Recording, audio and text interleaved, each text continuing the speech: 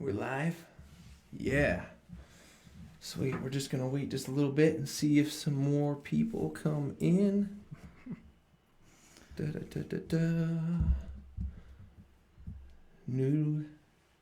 New season, new podcast, new people.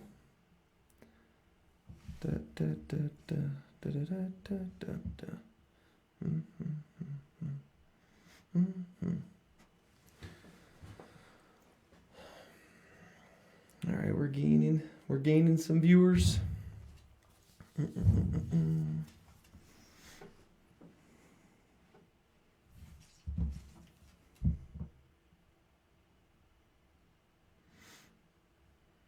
I'm getting texted.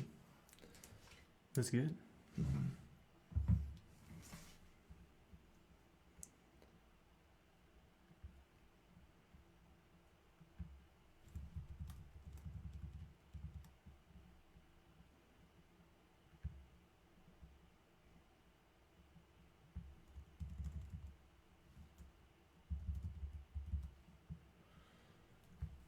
All right. Oh, look at that. We've gained a couple more. Stephanie's here. Yes. Awesome. What's up, Stephanie? Get ready for some giggles. Get ready for some giggles, right, Ben? Absolutely. We're gonna have a little bit of fun to start off our time together. Ooh, I got texted again.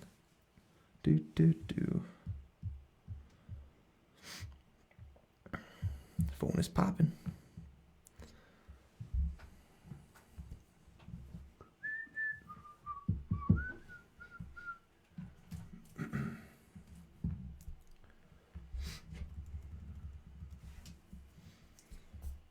All right, we're gonna get rolling. You ready?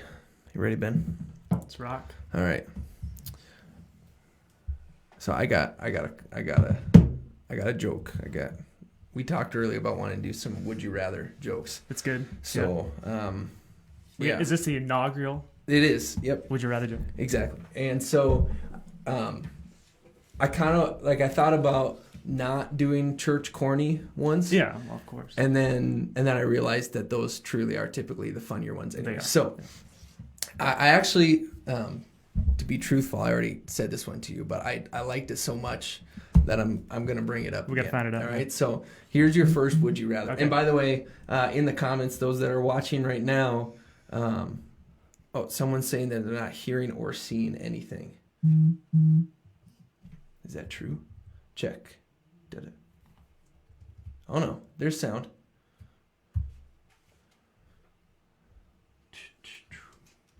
Yeah, it's kind of like the classic prank a lot of times, the first time out, right?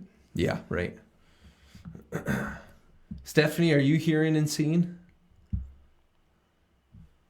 Maybe, kind of, sort of. There is a little bit of a delay. But hopefully people are on and hearing and seeing. You're hearing and seeing, right, Spencer? I'm seeing. All right. Oh, look at that. Tesha says everything's working. All right. So, by the way, really quick, I guess we should introduce, right? So, Spencer is our producer. Spencer, if you just stick your head back or hand. Oh, you could be anonymous. No one ever really knows who you are. We'll never show his true identity. Just a hand. Yeah. And so then Ben Larson. Absolutely. Larson. Good to be so here. you're elder here at Faith Alliance Church, governing board member, bassist. Yeah. You're part of the worship leadership team here. You're going to be stepping into the youth leader helper role. You bet. Coming in the fall. So I've been working on you for quite a while, right? I've been working on you for quite a while. Yeah. Glad that we're finally roping you down. Yeah, that's good. So, and then my name's Harry Ozarek, right? Assistant pastor here at Faith Alliance Church. This podcast was formerly known as the Porch Light Podcast.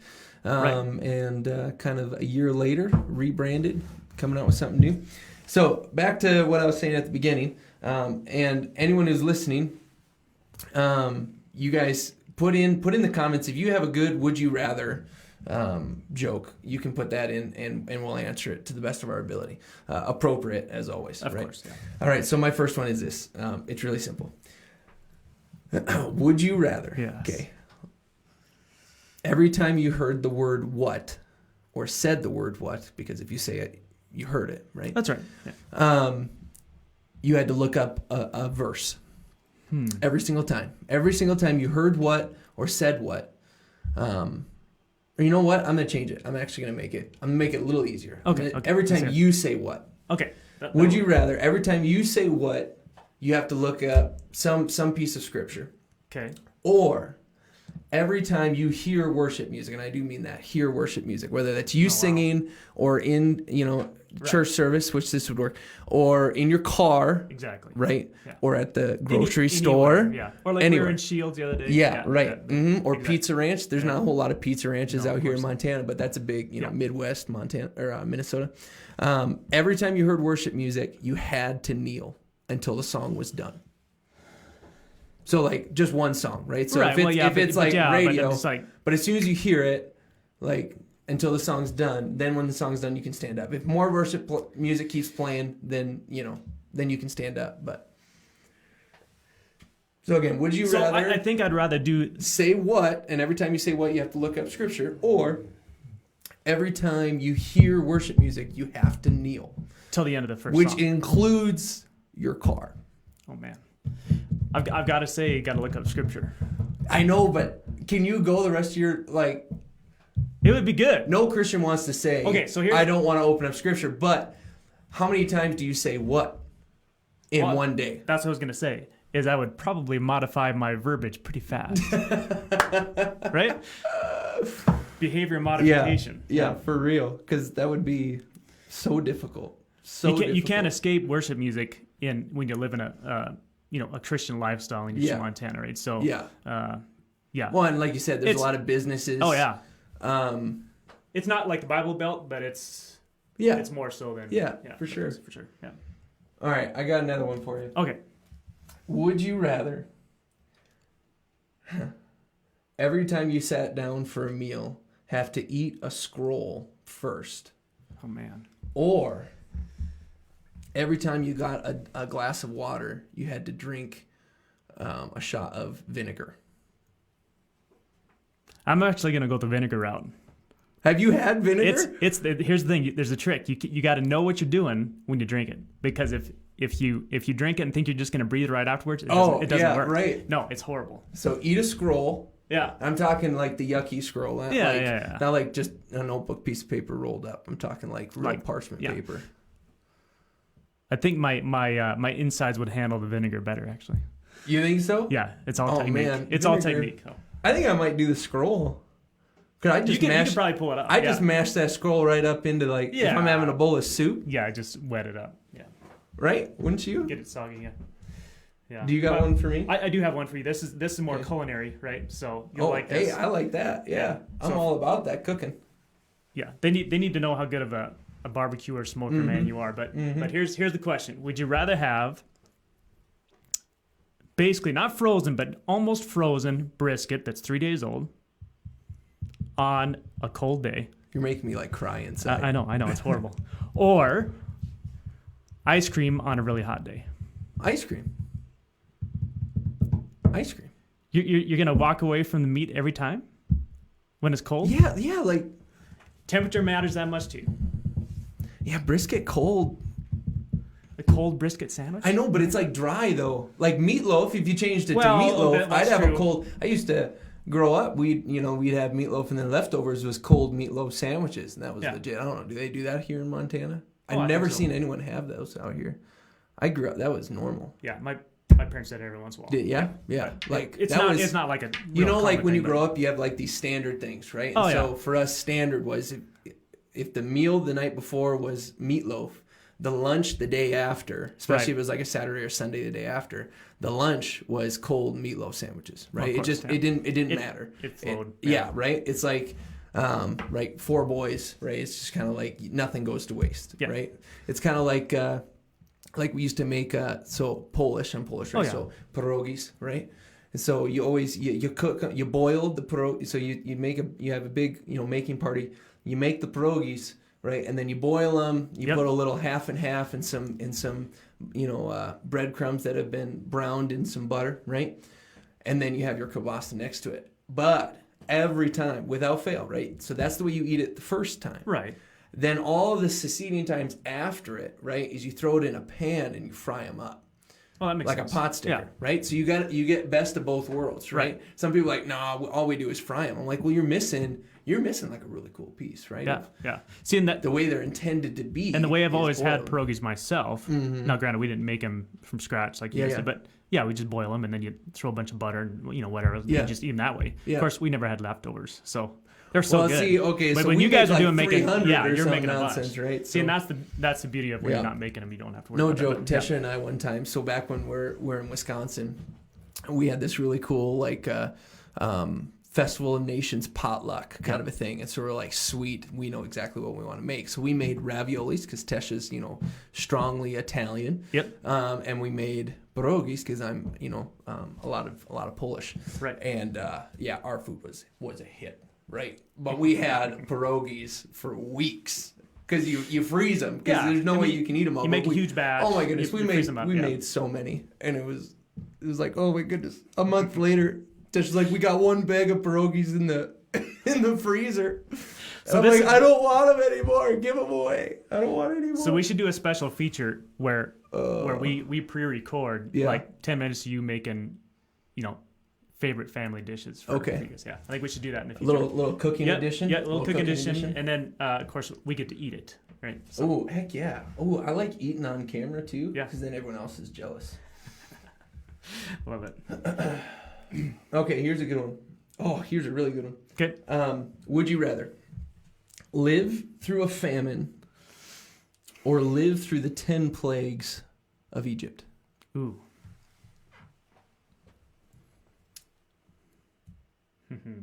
Well, I would say I'd rather live through a famine. I would love to see the 10 plagues, but I don't want to. You'd love to see the 10 plagues? But not live through them. You're going to have to explain that one. Why would you want to see the 10 plagues? I don't know if I'd want to see the 10 plagues. Just to see the awesomeness of something unusual like that. Yeah. When a river turns to blood, all those frogs, all that stuff is not normal, right? Yeah. Famine, it's not ideal, but it's not exactly abnormal. Yeah.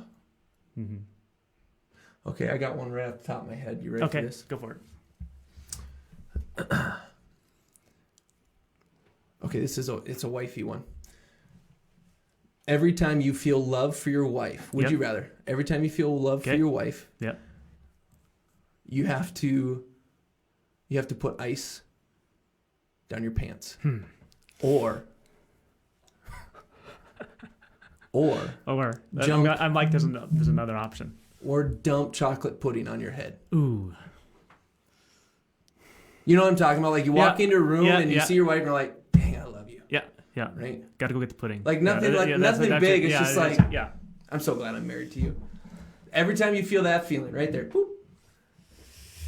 Maybe not like shirt, whatever. Like you have to mess things up, right? Let's just take an ice water pitcher.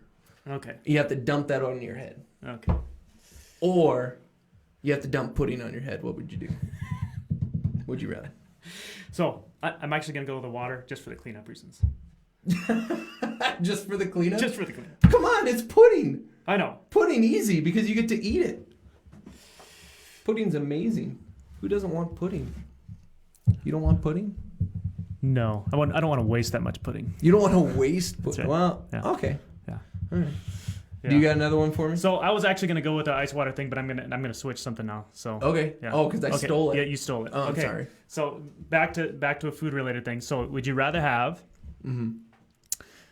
a cold energy drink on a really really cold day and you're outside, or a really really tall hot cup of coffee on a hot day? Not cold. Cold with cold. Cold. Yeah, I'd rather be cold any you're day. Polish and you're from Minnesota. Right. Yeah.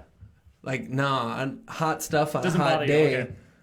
I don't know. All right, hot stuff on a hot day almost makes me feel... So I'm getting this sense, Harry, that this is a good series, right? But we need some help from those that can supply some really good ideas in Right. the comments, Well, right? so Tesha, who just happens to be my wife, Right. she goes, "Who has to clean it up?" ? I'd rather clean up water. So Tesha's in your side, easy, right. not even close. Tesha's 100% on your side of things. I get the not wasting pudding thing, but it would be fun. Yeah. Way more fun. For real. Right. So my awesome daughter would say, dumping slime. She's all about slime. Oh, have you seen that on Nickelodeon, the slime? Oh, yeah. Where they shoot people with slime? Oh, yeah. I just saw one where it was Justin Bieber. And really? You could tell. Yeah, you could tell, though. You could tell he knew it was coming. Yeah. And so he's like trying to draw out the rest of what he had to say because he didn't want it to hit. And it just like kept going. I'm like, what in the world? Like, end your sentence. And as soon as the sentence ended, boom. Boom. He Yeah. just got blasted. Yeah, it was hilarious. Classic. It was hilarious. Oh, goodness. Very, very good. Well, Ben, I'm glad that you're joining me in this. Yeah, I'm excited. It's good. Like I was talking to you before, yes, I had some fun with the title of this podcast, right? Yep. Where are we going? Well, what's the title of the podcast now? Onward and Upward. Yeah. Yep. So where are we going? We're going onward and upward. That's good. And yeah, it was kind of interesting when it came about. So we created Porch Light last year, right? And that did well. We had 5 episodes for that first season, and right. Some of them were really well received and things like that. And the original vision and mission and heart behind it was really cool and seemed to catch some traction. But as I was going through it, right, I just kept getting this sense. It's kind of hard it was hard to explain the podcast to people right out the gate. And so as I was going, I don't know, I was just feeling like maybe we need to switch things up a little bit and Sure. Post-COVID, if you will. There you go. And pull in some new things. And so I'm sitting one day, I'm talking to Paul, right? Paul, our senior pastor. And I was just sharing that with him. And in that conversation, he's like, well, why don't you just call it Onward and Upward? And I'm like, yeah. I'll be honest, I don't like every one of Paul's ideas in the same way that he doesn't like every one of my ideas, right? Surprise, right? Really kick you over on that one. But he said it, and immediately it kind of clicked, like, yeah. And the story behind that, right, is I say that a lot, like as a conversation closer. I never think a whole ton of it. It's just who I am. Is I don't ever want to be stale, right? No, I don't want to sit still. Anyone who knows me knows that pretty well. I don't have to say that, right? Right. Harry wants to not sit still. Surprise.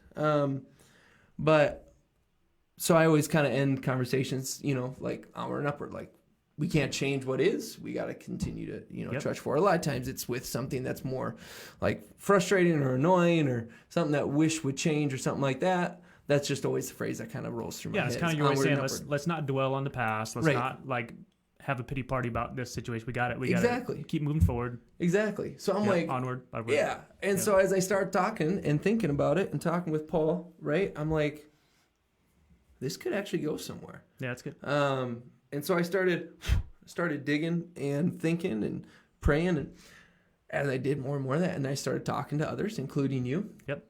And I was like, hey, I'm thinking about switching the name. And almost to a person, I really like the name you have. But I think you're right. I think you need to change it, which was really cool to me. Right. Get some validation from people. Yeah. It would have been maybe a little harder if people were like, yeah, your original name stunk, right? That was terrible. Switch it now. It was like... Yeah, at least they're gracious enough to not it's like telling me I'm right, but also telling me I'm wrong, right? Yeah. That would have been a lot harder for me to be like, well, whatever. So, yeah, almost to a person, it was... Well, I like Porch Light. I like kind of the vibe there. But as we talked about it more, they were like, but I really like what you're talking about, the new direction, the new idea, right? And as we get down to nuts and bolts of it, right? Onward and Upward is just easier for me to explain right out the gate. What's Onward and Upward podcast? We want to continue to encourage you to move onward and to move upward in your faith, right? That's it.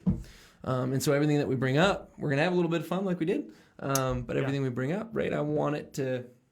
That's my heart, is if we can help people continue to take another step forward in their faith and continue to take another step upward towards Christ, being more like him, loving better, having more compassion, having more grace, controlling our tongues better, things like that, right? Like, how cool would that be? Yeah, right? And exactly. so Porch Light, though it was cool and I liked it, I was like, I think there's something better. And as we dug through, I'm gonna give a big credit and shout out to Paul. Paul's the one. He was like, well, why not this? And I'm like, that's a really good idea.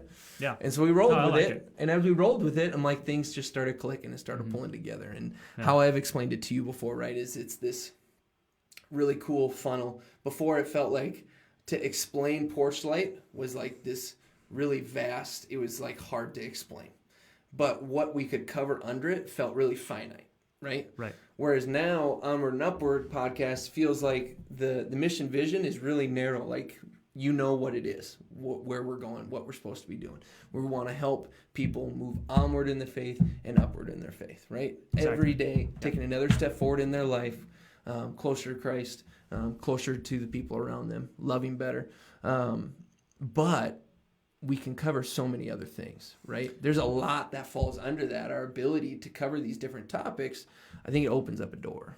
Well, and the thing that's awesome about what I think is a change in the format is it gives you, in a sense, a goal to shoot for. Right. Not only in the podcast, but in the content. But it doesn't restrict the avenue by which you reach that goal. Yeah. So we've got a lot of different parts of the individual Christian life that we can talk about. Right. But we have, we're going to be talking about a lot of stuff related to family and kids as well. How do we interact with each other in a way that's honoring to God? Yeah. Reflective of Jesus Christ in us, and I guess obedient to the Holy Spirit, and seeing really each of us advance onward and upward in our faith, and that's right. There's so many ways to get there, but it is one goal that we can shoot for. And I like it that way. Yeah. Yeah. And I just feel like it's so much more at peace, right? Of trying to explain it to somebody. I don't feel like I have to fumble over stuff. No, it kind of falls in really clear, right really simple, really easy. Yeah. And as I've talked to people that maybe didn't know anything about Porch Light, I just talk about, hey, we're rebranding and this is our new podcast, Onward and Upward. Right. And I say that, when you talk to somebody and there's confusion, you can see the confusion. Oh, yeah. Right? Absolutely. Okay, when I talked about Porch Light, it was almost an annoyance for me. And not on anybody. It was just on me going, I got to find a way to explain this better. Because every single time I talk to somebody, their initial face, right? I don't know. Can you make a face of confusion? What does a face of confusion look like? I'm not sure what you're talking about. No, honestly, here, I'm not going to look. Give me a confused face. All right. I'll see if...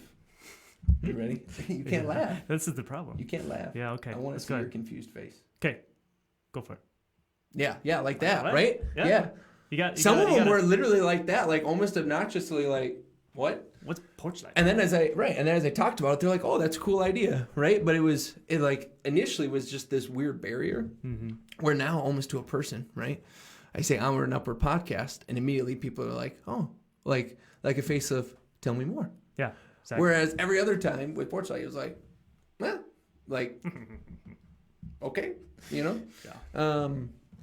So it's been a cool journey. I shared with you a scripture that kind of influenced this in my life way before Onward and Upward, right? Philippians 3:12-16. This is from the New Living Translation. Right, it says, I don't mean to say that I have already achieved these things or that I have already reached perfection, but I press on to possess that perfection for which Christ Jesus first possessed me. No, dear brothers and sisters, I have not achieved it. I love that, right? I love that humility. But then the drive, right? And for me, who I am, like being a red, and for those that don't know why I say what's red, it's SDI. It's a strength development inventory, right? We'll talk about it probably at some point, right? It's a great motivational. It helps you understand your motivations in life, right? Exactly. And as a red, right, I want to accomplish things, right? If I'm not accomplishing anything in my life, I have a lot of stress. I have a lot of anxiety, frustration. It's hard. It stops me in my tracks, right? And so I love, for me, I attach to this a lot. No, dear brothers and sisters, I have not achieved it, but I focus on this one thing, forgetting the past and looking forward to what lies ahead. I press on to reach the end of the race and receive the heavenly prize for which God, through Christ Jesus, is calling us. Let all who are spiritually mature agree on these things. if you disagree on some point, I love how Paul puts this. If you disagree on some point, I believe God will make it plain to you, right? The confidence of how he says that, right? If you disagree, it doesn't mean you're right. It just means you need to go back to God, because this is God's words, right? Exactly. These aren't my words; these are His, right? Mm-hmm. But we must hold on to the progress we have already made, right? So forgetting the past, when he says forgetting the past, he's not talking about forgetting the progress. No. He's saying you can't change what happened, right? And I think that speaks to a lot of different people's lives where you make mistakes or you missed an opportunity. You were reluctant to go after this opportunity or something like that, right? And all of us have those times. I have those times with my kids probably every week of going, man, I wish I had handled this situation better or something like that. And I love this message of we need to press onward. And that means letting go of the past, but not letting go of the progress you've made, right? And again, for who I am, I'm like, all I hear in that is like, you've accomplished some sweet things, don't forget it, but you haven't arrived. Right. And hey, news alert, you're not going to arrive until you're done here on this earth and you're with your Father in heaven, right? Right. Yeah, it was just the awesome thing so too cool. about this scripture is that it really does give focus to the fact that it's not, Christianity is not just about saying a prayer, getting your ticket to heaven, and then calling it a day, and just living the life you want to live, regardless of obedience to Christ, the rest of your life. Because you're good, you're going to heaven. Right. No, this is God's calling us to perfection. Yeah, knowing we're not gonna attain it here. No. Yeah. But He's working in us, and we're getting closer to that. Yeah. And that's what's awesome is that we should be in our personhood, who we are, in our maturity, in our abilities, in our skills, should be advancing every part of our life. We should have a bigger skill set, a bigger understanding of discipline in our own lives. We should understand ourselves better. We should obviously understand what God is calling us to. And obviously, we're going to go through different seasons in life, right? As we're doing different things. We're talking before the podcast here yesterday. We've got a lot of topics related to kids. Parenting my kids are at a different and age families. Than your kids. So we're all in a different season there, and you have to have the right skill set and the right mentality to understand how to navigate that. Right. But if you're just punching a ticket to heaven and then calling good, it's like it's throwing the towel. It's really dangerous, actually. Yeah. You're opening yourself up to attack. Well, and I think Paul, I know Paul knows that if everyone is pressing on towards the goal, right? That's what he's talking about. And the goal obviously is coming home with Christ, going to heaven, living this life for Him, bringing Him glory, being self-sacrificial, right? Being humble, loving God, loving others, right? I came to this world not to abolish the law, but to fulfill the law. Right. And to this I give you, and then paraphrasing it, love God, love others, right? Like the law is simple, love God, love others, right? And that's, pressing toward the goal, finishing the race, right? He talks about that. I press on to reach the end of the race and receive the heavenly prize for which God, through Christ Jesus, is calling us. If we aren't pressing on to that prize, our life isn't going to show, the fruit of someone who's following Christ. Because we're going to be still, we're going to be stagnant, we're going to be, and to that end too, if we don't have a goal in mind of where we're going, like why we're doing it, of course we won't do it. And I wonder if that's sometimes the roadblock, right? That's what's so convicting. Why, like, again, another log on the fire of wanting to switch the name to Onward and Upward is if I don't have a goal in mind in this life here right now on this earth, why would I do anything? Yeah. Really? Like why would I step foot outside my door? Yeah. Why would I take time to think about my wife and caring for her and things like that? Why would I spend any time doing that if I didn't have some goal in front of me? I think sometimes that is what hinders us. I don't know. Just what's in my head. Well, and I think the other thing is you got to remember that God has things for each one of us to do. He has goals for us to do and accomplish, right? He has tasks and certain assignments that have to get done. Yeah. And He created us specifically to accomplish those things. Right. And if you're not engaged in a relationship with Him and listening and available to be obedient to that, those things don't get done. A lot of times, those things are related to the life and the improvement of life, and most likely the salvation of other people around you. Right, 100%. Yeah. Yeah, let all who are spiritually mature agree on these things. Paul, he's so sly, man. Mm-hmm. And I don't mean sly like devious. I mean just like he's got that like dry humor, like. That's good. Like he's cutting it off at the pass. You know what I'm saying? Like how you're like, I know what your response is going to be, so I'm going to say this, knowing that you're going to try to say, well, what about this? And he's going, look, this is the truth. This is what God is saying. If you disagree with it, you need to go back, search your heart, and talk with your Father in heaven. And yeah, so it is. It's a phrase I say a lot. I always, I look at. And this is probably another topic for a discussion for another day. I said that weird, but you get it. I've talked to my wife many different times. Like, I watched my grandpa Harry, right, who passed away a few years ago, and that's who I'm named after, right? And to the end of his days, he was still ministering, right? He never, like, I never saw him go, I've reached my twilight season and just put it on cruise control and just let it all go. Like that dude, he still, he was up on a ladder cutting a tree at like 78 or 80 or something. I don't know. He was older, right? Right. And fell off that sucker and broke a rib. I remember my dad looking at his dad, right? Yeah. My grandpa, and be like, you got to stop that. What are you doing? But nothing really slowed my grandpa down. He just kept on going, right? My grandpa and grandma, they would over the winter go down to Florida, and my grandma would be like the receptionist at a senior home. Yep. And my grandpa would go be the handyman and reach people for Christ. He'd talk to them. He'd work. He'd be doing plumbing. He was a plumber his whole life, and my grandma, for that matter, too, who's still alive.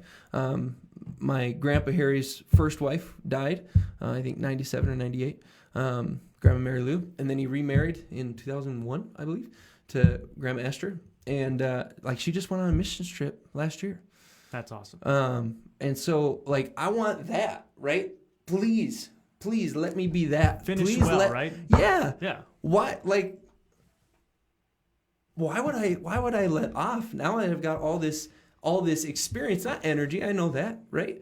But experience, like, please let me be that person, right? I'm watching people. I'm not saying like I'm gonna break the mold and do something no one's ever done. No. That's not what I'm saying. I'm saying the exact opposite. Right. I'm watching these different people I respect and go, please let me be that.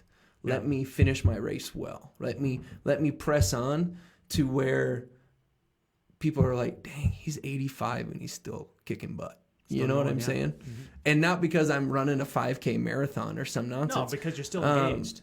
I said nonsense. Sorry, honey. 5Ks are awesome. I hate running. 5K marathons are super difficult. Oh, yeah. For the record. That's not even a marathon, 5K. Well, okay, that's a perfect example. I feel like that's a marathon for me. Might as well be 5K is like just a jog for a lot of people, including my wife. Yeah. It's so funny how I think that's a marathon. Right, but I want to finish that race well. I don't want to get into my twilight years and hit the cruise control. In fact, I want to double down on it. Like, I want to see retirement as an open door to like freely give rather than freely take. Does that make any sense? Yeah. See, and unfortunately, in our society, when you say retirement, of course, that's always talked about in the context of your career, right? Yeah. Yep. And I think in the context of your Christian walk, I mean, you can be retired from a career, but fully engaged in what God wants you to do, right? And I hear that's what you're saying with your grandpa Harry and his wife. You know, they were technically retired from their careers, right? Definitely. But they were still doing things wherever they were. Involved. Yep. Yeah, and they were focused on, sharing the love of Christ and being engaged in life and obviously enjoying the fruits of that. And the other thing, I guess, it's just reflective of the fact that when you become a Christian, you die to your own plan, your own big goals for life. You know, you submit those things to Him, right? And you allow Him, because we know by His nature He's got the best plans of anybody, way better than our plans. Way better, way better. Yep. And very, very seldom am I going to talk to a person that's in the twilight of their life, let's say, that says, God told me to sit on my butt and watch TV. Right. Mm. Yeah, never heard it. I don't see it. No. I've never read it. I've heard people say, I've earned my retirement and I'm going to relax. I'm Yeah. going to go golfing. That's all I'm going to do. Right. And I mean, come on, I'm going to relax a little bit too. Yeah. You're going to have some fun. You have some freedom to go do things that you haven't been able to do. Yep. But is that my goal? Right? Like, I'm going to retire to have the goal of doing me. And is that his goal for you? Well, right. Rather, like I talked to my dad. He's 64 and looking forward to retirement. But what I sense in him, right, is not a retirement to go, like, just sit and do stuff himself. Yeah. End of year vacation. Or Right. End of life vacation. But to be free to go do the things that are important Right. to him. Mm-hmm. And not just him, but what God has laid on his heart that's important to him, right? Like those two don't have to be different. What's important to me, if I'm walking with the Lord, is going to be what's important to the Lord, because I'm seeking him first. And and I think that's kind of what you're getting at, right? Is if I'm seeking him first, what becomes important to me is already first important to him. Yeah, because he's impressed upon your heart in the context of your life with him, right? Exactly. So he's already dropped those seeds of desire and accomplishment and legacy in another way that he wants you to be there. Exactly. Yep. Yeah, and it can be an adventure the whole way. Yeah. It's going to be an adventure the whole way. Let's be honest. Come on. So that's kind of how it all came about, right? That's how it all came around. And that's, honestly, I still feel like we're just like at the tip of the iceberg. And if you know icebergs, right, you only see the top 10% of an iceberg typically, right? Now they're 90% below the water. And I'm like, man, we've got so much that we can talk about. On Saturday, hoping that my brother is going to join us on this podcast, my younger brother. Roland. He has to now. You just announced it. Yeah, I was going to say, it's like no backing out now, Roland. He's probably not even watching this right now, but he will. But we're going to be, remind me, what are we, holy cow, just had a blank. It's okay, I'll find it. Yeah. We got actually a lot to talk about. Oh, yeah. We're going to be talking about the subject of your kids being a leadership team.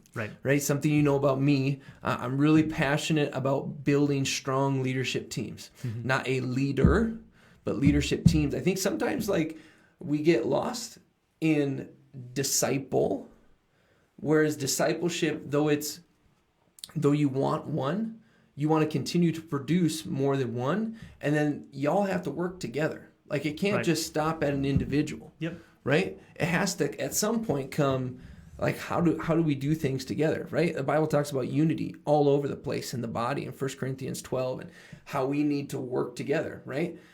Like super important. And yet I watch and I see and things like that, and so much disunity like in our world, in our nation, but beyond all that in our churches. A lot of disunity, a lot of well, you haven't, so I'm not gonna, and because you don't, I'm not gonna, and right, all these like unmet expectations and things like that. And so it's something really, really, dear to my heart, especially as a pastor here, is building ministries that aren't reliant on me.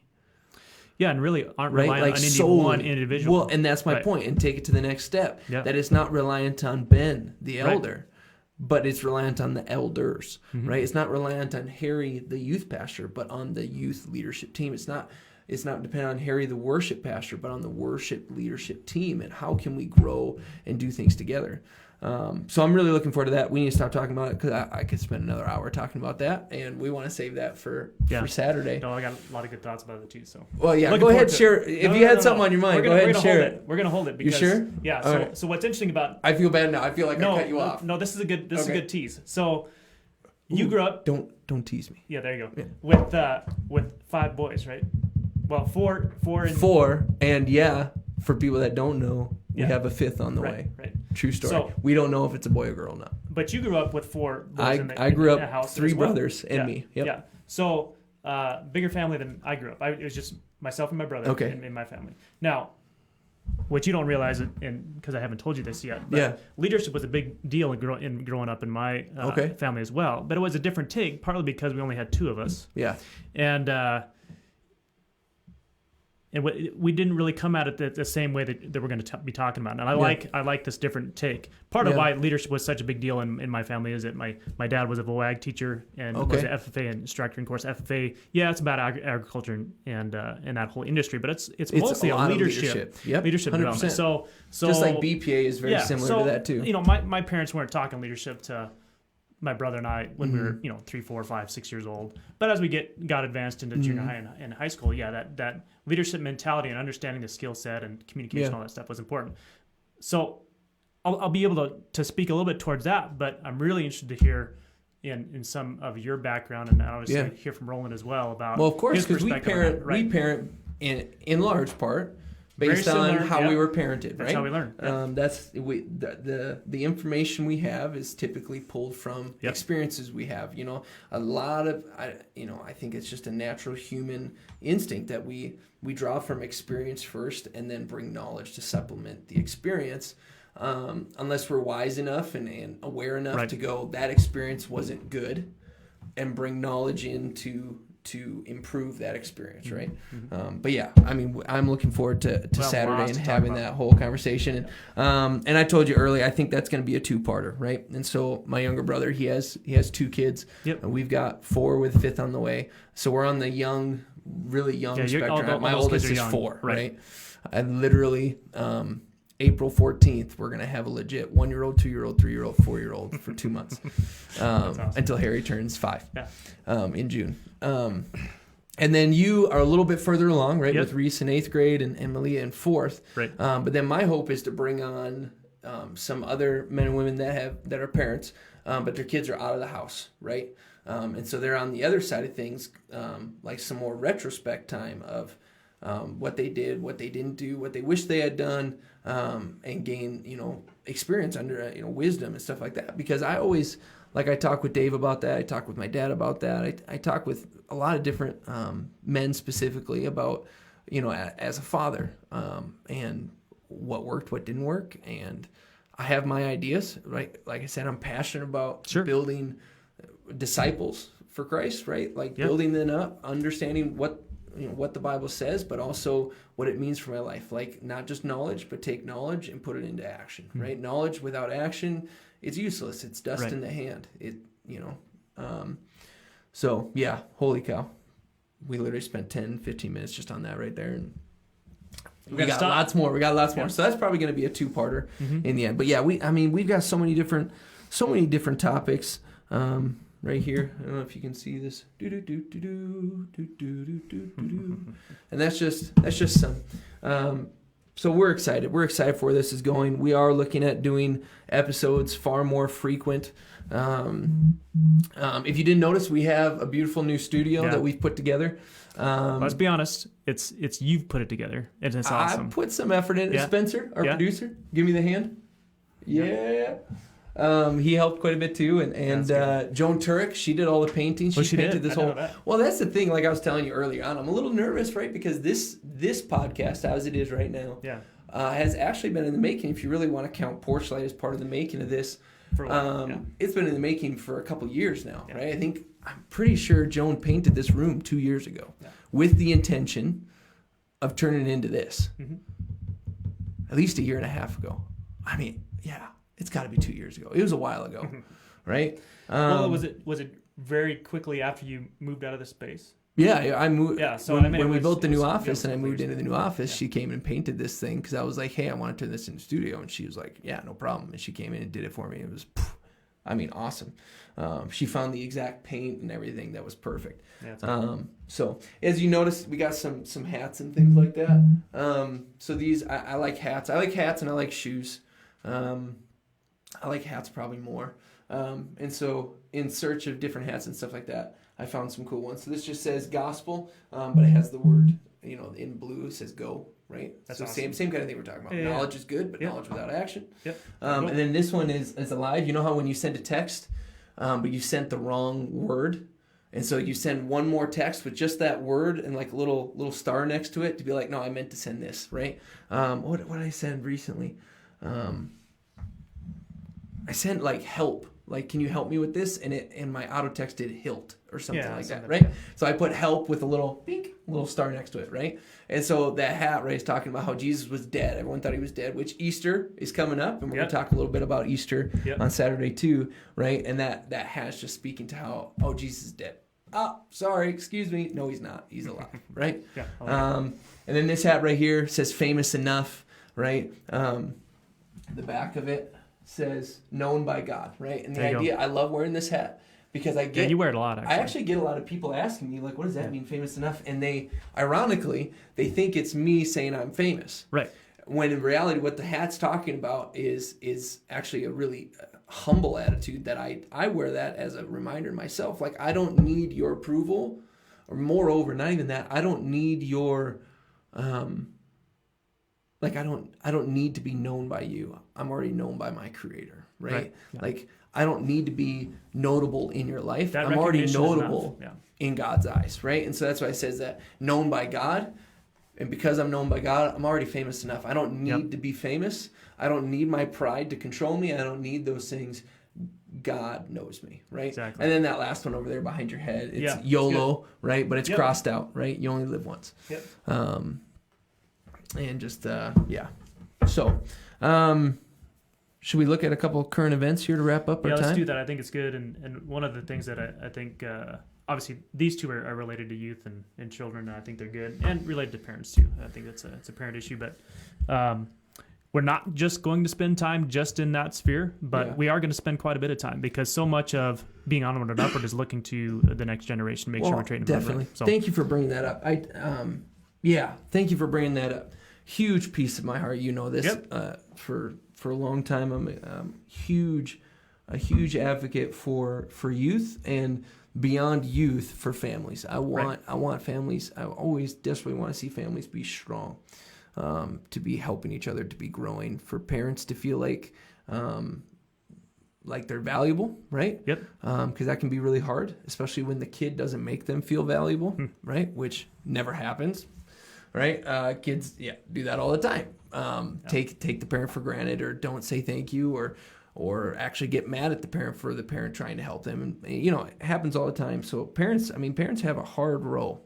Yeah. And I'm just on the early side, right? 4 kids, all really young. I'm looking forward to as they get older and things like that. And really, as we said earlier, I'm a red. Like I'm excited for the teenage years. Yeah. And I know no one else, like everyone else I talk to, like, oh, you don't know. And I'm like, I work with teenagers all the time. No, I think you know. I'm really excited. Now, I don't parent these teenagers, and rightfully so. I don't want to. No. They have their parents, right? But I'm genuinely excited. But you're right. Onward and Upward, definitely a huge piece of this is this next generation of passing a legacy of faith on, right? And the power that has. Like, I was just talking to Parker about that. I was driving with him recently, and just the power that a legacy of faith has. Right? When I'm 5th generation follower of Christ, right? So my great-great-grandpa followed Christ, and then so on and so forth down. And that faith deepens, it matures, that you learn. Like my dad, he always said when I talked to him, I had a kid and stuff, and I had another one, right? He's like, just do a little bit better than I did, right? I tried to do my best. I tried to follow what God's word said. I tried to love you. I tried to bring you up. I tried to rear you in the way that he wanted me to do that, knowing that he made mistakes, right? And he looks at me, just try to do a little bit better than me. If you can do better than me, then, and you can spur your kids on to do better than you, right? This thing is going to turn out some awesome kids as we move forward, right? Right. So, super good legacy, extremely important. Yeah, and so important. It takes intentionality. Well, and in some ways, I'm jealous of my parents-in-law, right? My parents-in-law are 1st generation Christians, what I would call them, of truly following Christ, being sacrificial to who He is, surrendering their life to Him, recognize Him as Lord and Savior, right? Like there's a piece of me that kind of wishes I could trailblaze that, right? Like just who I am. I'm like, that'd be really cool. I'm not on that end. And talking to my wife too, like she gets to be a part of establishing and growing a legacy of faith in her family, and how cool that is. So, but yeah, let's get on to some current events here. each podcast I talked to you about, this was a piece I really wanted to bring in, just because I want to talk about what's going on currently. Like, we have our ideas, right? A topic, and hey, this is something important we want to talk about, but also there's things happening around here that I think is important too.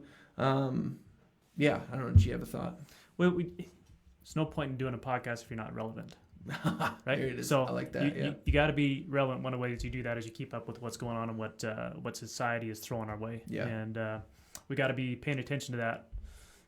Whether you like it or not, we are in a spiritual battle. So we got to be watching. So Spencer, actually, if you could switch it over, there's a site. It's called cpyu.org. It's Center for Parent Youth Understanding. A phenomenal website. Another great one is Focus on the Family, and we'll probably pull from there at different times too. Yep. But this is one that just I think a lot of people don't know about. But they have two different podcasts as well. One is Youth Culture Today and Youth Culture Matters. Two different ones. Yep. And so fantastically done. I mean, well produced and things like that.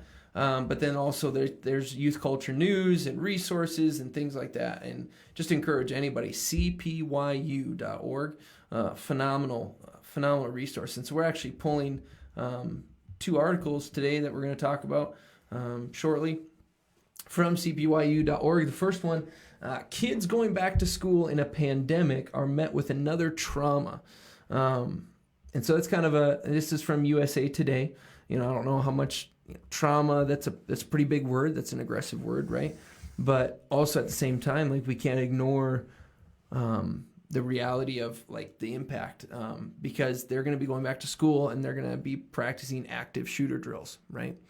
Right. So yeah, you have 2 kids. They're both, Malia goes to Rao still, right? Yep. So and small school, right? And then Reese goes to the middle school. Yeah, which is a lot. I know larger. as a dad, like, I don't have any kids in school yet. Harry's gonna be starting half kindergarten in the fall, but they're at home still. Like, I don't know, like, this doesn't impact me a whole ton, but I'm curious your thoughts on it.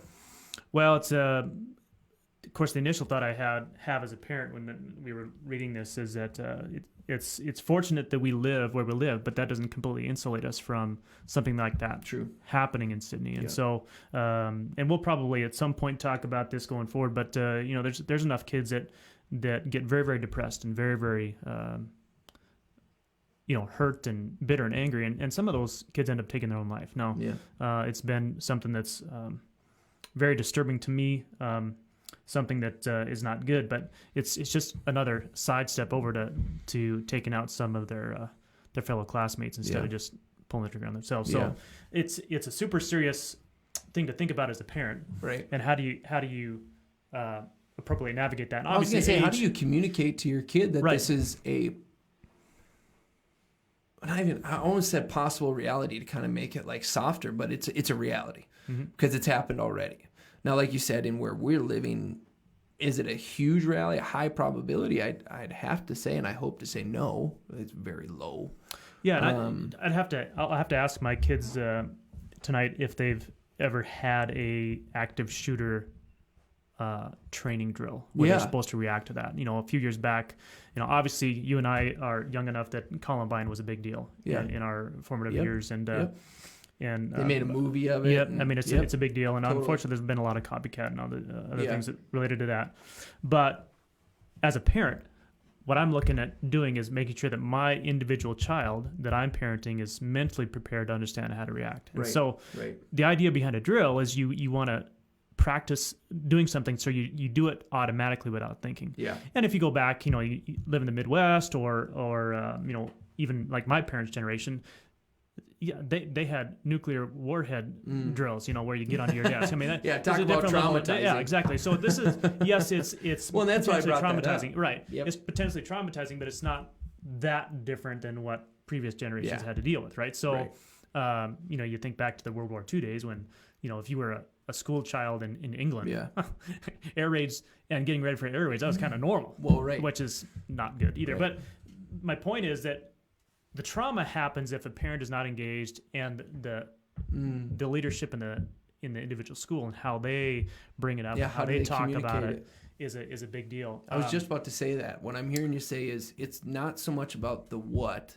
is causing trauma, but how you're communicating it, both at home as a parent and also as the school. How are you communicating this? Now, I don't know, and that maybe that'd be something cool for us to bring up a different time too. Is I don't know if our school does this.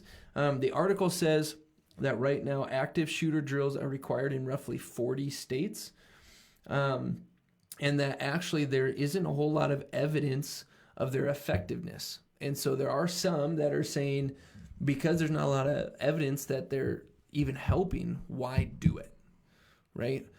But back to your point, I think a stronger point is it really so much about the what, or is it more about, the why, how you explain it and things like that. Well, unfortunately, we just had a shooting in Colorado in a grocery store, right? Mm-hmm. So that's what's that bringing wasn't us on. Yeah, right? that wasn't at the school. Mm-hmm. That was somewhere else. Yeah. And well, we could get into a whole bunch of would policy. Would an active shooter drill being done at school help somebody when they're in public? Well, see, is that something that they should do? Right? Is that something that should actually be more helpful? Is doing these active shooter drills, but in scenarios that aren't just at school? Yeah, I would say it this way, and this does that defeat the whole purpose? And this is what I've been thinking about here for a while since we've been kind of discussing this, even before the podcast started. So much of this effectiveness is simply the mental state of the person that's reacting. Right? Yeah. So if you can get that person prepared, and if you do anything with handgun training or self-defense training and those kind of things, a lot of that training is related to keeping your mind engaged in the right way. Right. And not it's a lot of mental and emotional training, not so much physical. And so that's going to bleed into the discussion on Saturday, which is how do you build a leadership team in your family, right? Well, part of that is understanding how do you engage in unexpected, stressful situations and respond accordingly. Yeah. And I think in some ways I understand what they're doing with these active shooter drills. I think that the idea is okay, but the implementation, I'm afraid, is really horrible. Yeah. And the way that they're training these kids to respond, not sure if I agree with it. So, so what can we do as parents? Well, we can obviously not let the schools and the administrations of the schools be the only voice in how your kid is thinking about these things. Well, right. So you got to be engaged in it. Well, that's not saying that they're going to completely be wrong, right? Way. Yeah. But you need to be the parent. You need to not, and that obviously relates to a lot of other things related to school and parenting. But be the parent, be the one that's educating your child and how to, be ready for those kind of situations and think through how to react. Right. And go out there and find some resources. Yep. Well, isn't that true though? In a lot of things, that there's sometimes so many good, helpful resources that it kind of ends up breeding like a lack of engagement. Mm-hmm. You know what I'm saying? Well, they're getting that at school, they're getting that at daycare, they're getting that at sports, or they're getting that there. So I don't really need to. When in reality, the simple truth is, parents, you have the greatest capacity of impacting your kid until they leave the house, and even then. Some studies will still show that parents with one call or one word can completely deflate their kid, even when they're 28, 40, right? Like your ability to impact that person, positive or negative, though a lot of parents don't feel that way, and understandably so, right? Because youth have a great way of like not showing their hand right out the gate, even though they're terrible liars most of the time, right?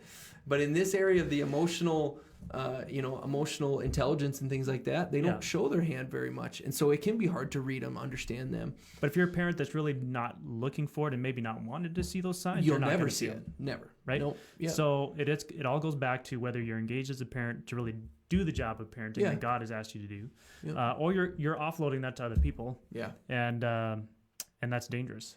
Well, not that they're not going to do a good job, but they're not responsible for the kid like you are. So let's look at one more article here. This one's got me just a little bit concerned, just because I talk about social media a lot with parents, right?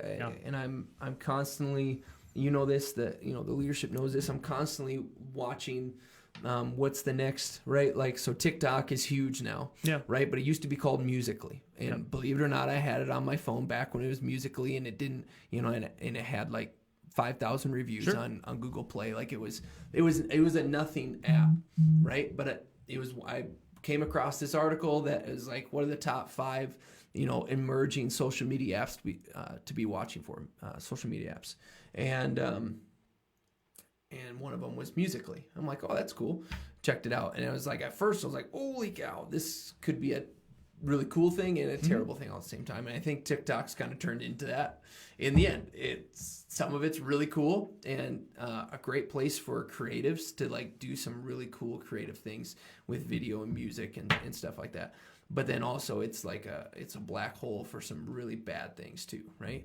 And so this report from Mashable, is Instagram right now is Facebook owns Instagram, right? And so they're trying to create a new version of Instagram for kids. Right now, Instagram, you can't have an Instagram unless you're 13 years or older, or obviously unless your parents let you, which there are a surprising amount of parents that will create an account for their 10-year-old, 11-year-old, 9-year-old to be on Instagram. And I don't know if parents are aware of it all the time, but they can literally search and look up whatever they want. Now, I'm sure they're going to put a bunch of barriers on this Instagram Kids, but like anything, over time, those barriers soften.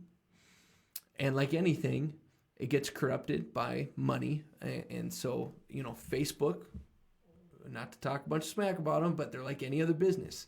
They wouldn't do it unless it makes them money. It's that simple, right? And that's not a conspiracy theory. That's just simple reality, right? Right.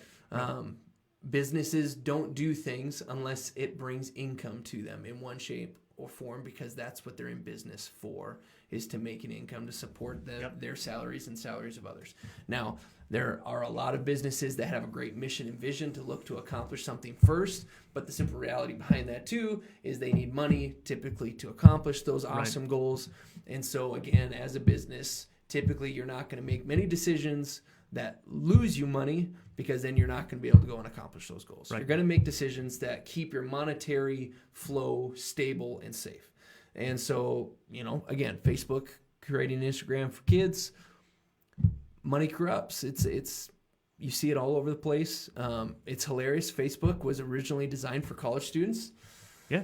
And no offense, adults, I'm one of them. We got a hold of it. Not at the time, I was a high schooler, right? But got a hold of it. And now it's not a huge place for teenagers and college age students. A lot of them are Snapchat and Instagram and TikTok, more like TikTok and Snapchat. Instagram's even kind of faded a little bit too. Which is why, in some ways, us live streaming on Facebook means we're not going to talk directly to a lot of youth. Right. But that's why we're on Podbean along with every other podcast like Spotify and Google and Apple and iTunes, Amazon. All of it, and this is gonna be posted on YouTube too. Yeah, because Facebook, you're right, is it's a growing limited sphere of influence. Right. It's a shrinking. Sorry. Right. Not growing. It's a shrinking sphere of influence. It really is, especially in our society. Mm-hmm. Now I don't know what's going on internationally, but I don't either. Well, and the thing that's something that you got to watch with this stuff too is that anybody that's engaged heavily in any kind of social media knows that there's a dopamine hit to especially getting feedback and responses, right? Yep. So that's a part of the inadvertent. They create social media to grow an addiction of. Right. So you pop out your phone without even thinking and look at it. Yeah. So my knee-jerk reaction is, well, yeah, why wouldn't you start to hook your kids on it earlier? Yep. And so once again, it gets back to who's the gatekeeper of what's going on in your parent or in your kids' lives. It's got to be the parents, right? Yeah. So my son is awesome in his patience with his mother and I, in the sense that he does not have a phone. I don't say that to brag. It's just that's a decision that we've made with him. He's plenty engaged in fun Xbox games and other stuff, and he watches YouTube and other things. But there's a certain problem, and I'm going to read this this paragraph out of this article related to kids bullying other kids and picking on them and influence on them. Right. So this says, as the BuzzFeed report points out, the move is eyebrow-raising considering Instagram has historically had a hard time preventing teens from experiencing a bullying or predatory behavior by adults on the platform, though it has added features over the years to address the issues. Yeah. Parent advocacy groups have already asked Facebook to discontinue its Messenger Kids product since social media has been shown to negatively impact child development. And so, like anything else, it's probably got its place. It's got maybe some limited utility, but it's something that you got to be wise about. Well, and if it's about keeping up with your friends, right? And you have a cell phone already, then you have a cell phone number. Yep. Logic would tell me, which means then you could get your friends' cell phone numbers. Yeah. And you can easily text. Yeah. Right. So, I don't know how. I think for me, my main thing that pops in my head is just be really careful. Because balance in everything is important. You can have too much of a good thing, right? You can even drink too much water, right? Balance is important. And with social media, for young minds, even minds of my age, 30 and under, social media can be a vice, right? It can really be something that you end up running to instead of, running to your word or running to prayer, spending time with God, running to people with wisdom, like real wisdom, not just some random person on the internet saying what you want to hear, but someone who actually loves you and cares about you, willing to say what you don't want to hear but need to hear, right? Well, and you don't get that on social media. You don't get somebody that truly loves you and says, I know you don't want to hear it, but here's truth. And I love you and I'll walk this out with you. Typically, I don't see it very often, and I don't read articles about the amazing advancements in social media that have brought new life to people struggling with anxiety and worry and depression. In fact, it's the exact opposite. It's creating that in a lot of ways, like you said, with bullying too. So, and I think a lot of the algorithms that feed you certain information as well. I think, and we both know individuals, especially in the adult side, that they live in their own echo chamber that they've created. Yeah. They don't get challenged mentally by anything that's going to potentially could burst the bubble and bring a different take to it. And that's very dangerous. Yeah. Who wants to be told they're wrong? Right. Well, nobody does. Yeah. You don't. No one wants to be said what you're doing is wrong, or here's a hard truth. You're too much this, or I see this leading you down this road. No one wants to hear that. It's the wise. It's the wise and the humble that receive it. So there's danger for an adult to live in an echo chamber, but it's really dangerous for a kid to be developing within an echo chamber like that. That's not properly challenging their brain, and that's partly what they're saying is that there's concern that this constant use and dependency on social media and something that's instant as Instagram would be for kids is going to wire their brains in a different way. That's not going to allow them to function as effectively in a normal kind of non-online way of dealing with people. Yeah. And as somebody that has spent quite a bit of time in the private industry, you got to find good employees that can actually engage in a day's worth of work without looking at their phone every 5 minutes. Right. Well, I find that I go through I get rid of some social media apps every once in a while. Just a season of especially when I've noticed that I sit down, I pull up and I look. And it's like, oh man, without even thinking, there's like you breathe without thinking. You're standing in line in the grocery store. All of a sudden, your phone's in front of your face at this specific app, whether it be Facebook or TikTok or Instagram, or maybe it's solitaire. And every dry moment you have in life, you're pulling out and playing solitaire. I don't know what it is. There's a million games on your phone that you can play, and that's kind of something too. Like, is that really productive time for my mind? That's true. Is that productive time for my life? To be sitting, I've got a dry time, so I've got to spice it up. Like, what happened to, you got a quiet time? Let it be a quiet time. Yeah, let your brain rest. When I say that, I struggle with that the most, right? I am not a quiet person. I don't enjoy quiet. In fact, quiet is awkward.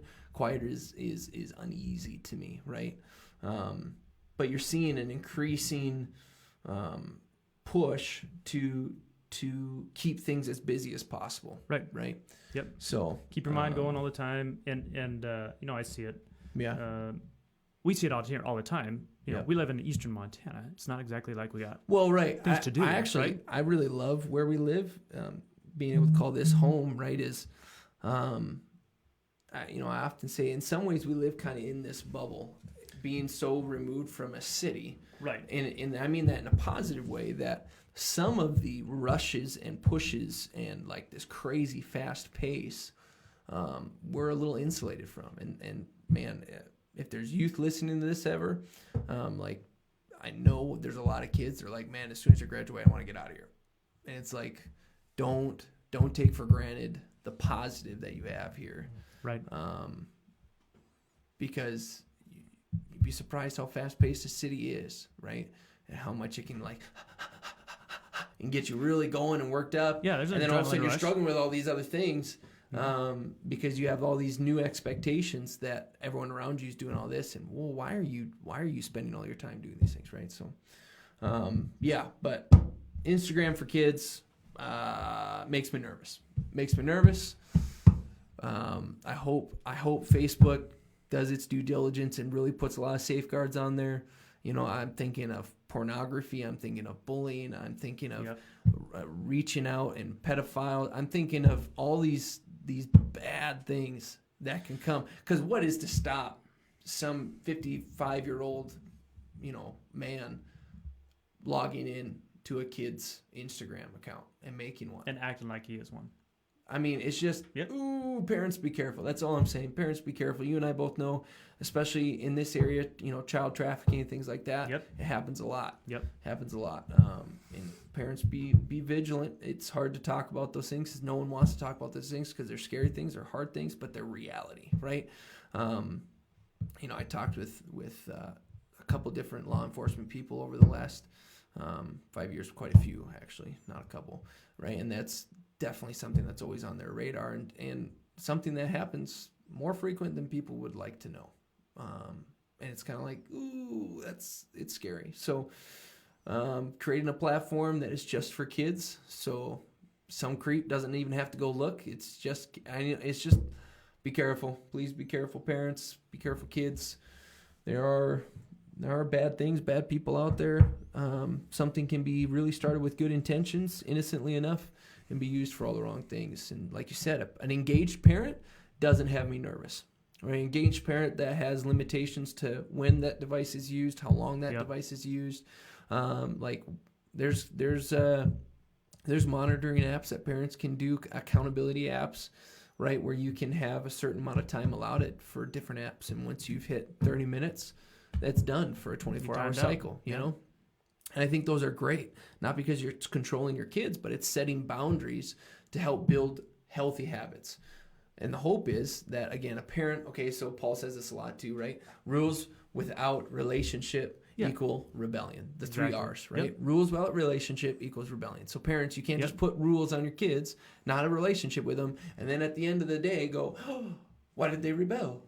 It's, okay, instead of doing that, focus on where's my relationship with this kid. And if they're rebelling, that's where I need to start first. Not with the rule, which we always try to go to. But if they're not following the rule, my gut reaction first needs to be, where's my relationship at? And bolstering that. If my relationship grows, the rule will follow suit. Yeah. If my relationship tanks, that rule is going to be some big obscure thing that you'll never see happen. And the kid won't understand the rule either because now they're seeing it not followed by you, right? Like, so, holy cow, we could get going on that one too. But yeah, parents, Instagram, and that relationship is really about trust. It is. Your kids got to trust that what you're telling them in the rule side of it is there for a reason. Totally. And if you don't have a relationship in which there's mutual trust, the rule is not going to carry much weight. Yep. Well, right on. Well, thank you, Ben, for joining me on this. Ben is going to be my co-host from here on, and looking forward to that. And we're going to have plenty of different guests and people joining us. We are hoping on joining you again on Saturday. Spencer, thank you again for being our producer for this. Give me that hand. Thank you. And we are so happy that those of you that jumped on to watch this live joined us. If you watch this later, don't hesitate to throw something in the comments. Oh, my grandma Esther is watching. Look at that. And throw something in the comments. We are going to continue to do Would You Rather and some other jokes and stuff like that at the beginning to have some fun. So if you have something that's really good, you can throw that in there. Yeah. So I'll leave you with this. Silence is golden. Duct tape is silver. All right. Thank you guys for joining us on Onward and Upward podcast, and we'll see you guys next time. Later. See you later.